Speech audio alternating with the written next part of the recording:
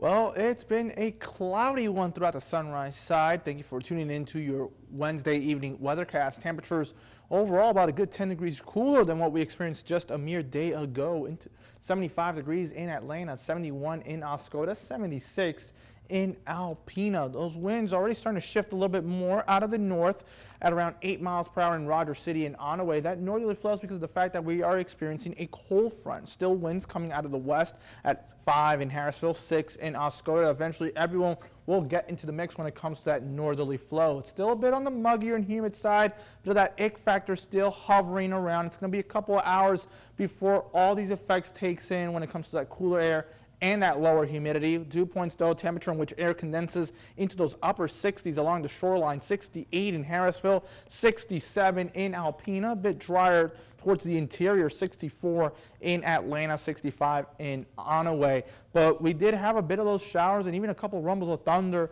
throughout the lunchtime hour. Now, as that cold front continues to sag its way towards the south, we'll continue to see more of those improvements into Tawas, Oscoda, and Rose City. So showers are on the decrease, which is excellent news.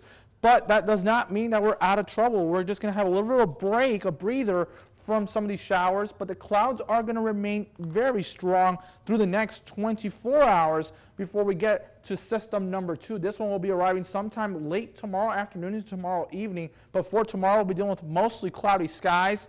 And then some of these showers will arrive as we push towards Thursday night into early Friday morning. That's where we're going to get the brunt of these showers. And this cold front is just going to reinforce more of that cooler air as we now start the weekend. Into Saturday, we'll still have a bit of that cloudiness lingering on early on in the morning, but we'll end up eventually finishing off with some partly cloudy skies. Hour by hour for the next couple of hours, temperatures are only going to fall into those upper 50s. A little bit of that breeze coming in by the time we wake up tomorrow morning. But good news for tomorrow, we're going to start relatively quiet, but the weather will continue to crumble as we push towards that afternoon and eventually into the evening. 60% chance of rain by tomorrow night. Temperatures only topping out in the afternoon at 73 degrees. And we're going to keep it in those 70s for the remainder of the 7-day forecast. Bit on the soggier side on Friday with 50% chance of rain. Just a stray shower possible throughout the weekend, bumping it up a bit more so into Monday.